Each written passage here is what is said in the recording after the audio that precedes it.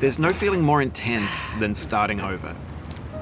If you deleted your homework the day before it was due, as I have, or if you left your wallet at home and you have to go back after spending an hour in the commute.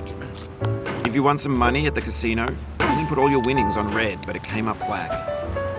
If you got your best shirt dry cleaned before a wedding and then immediately dropped food on it. If you won an argument with a friend and then later discovered that they just returned to their original view. Starting over is harder than starting up. If you're not ready for that, like if you've already had a bad day, then what you're about to go through might be too much. Feel free to go away and come back. I'll be here. Alright, thanks for coming with me on this trip. I'll understand if you have to take a break at any point. Just find a safe place to stop and quit the game. Don't worry, I'll save your progress, always, even your mistakes. This game is a homage to a free game that came out in 2002, titled Sexy Hiking. The author of that game was Jazuo, a mysterious Czech designer who was known at the time as the father of B games.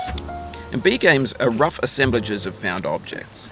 Designers slap them together very quickly and freely, and they're often too rough and unfriendly to gain much of a following. They're built more for the joy of building them than as polished products. In a certain way, Sexy Hiking is the perfect embodiment of a B game. It's built almost entirely out of found and recycled parts, and it's one of the most unusual and unfriendly games of its time. In it, your task is simply to drag yourself up a mountain with a hammer. And that act of climbing, in the digital world or in real life, has certain essential properties that give the game its flavor. No amount of forward progress is guaranteed.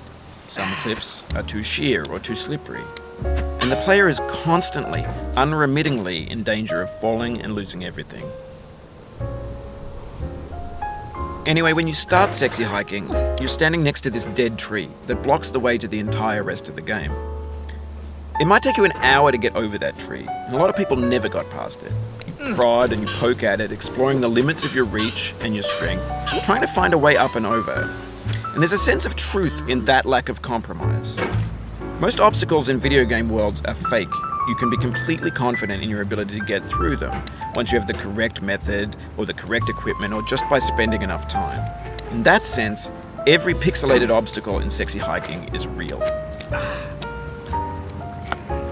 The obstacles in Sexy Hiking are unyielding, and that makes the game uniquely frustrating. But I'm not sure Jazuo intended to make a frustrating game. The frustration is just essential to the act of climbing, and it's authentic to the process of building a game about climbing. A funny thing happened to me as I was building this mountain. I'd have an idea for a new obstacle, and I'd build it, test it, and it would usually turn out to be unreasonably hard. But I couldn't bring myself to make it easier. It already felt like my inability to get past the new obstacle was my fault as a player rather than as a builder. Imaginary mountains build themselves from our efforts to climb them, and it's our repeated attempts to reach the summit that turns those mountains into something real. When you're building a video game world, you're building with ideas, and that can be like working with quickset cement. You mold your ideas into a certain shape that can be played with, and in the process of playing with them, they begin to harden and set until they're immutable, like rock. And at that point, you can't change the world. Not without breaking it into pieces and starting fresh with new ideas.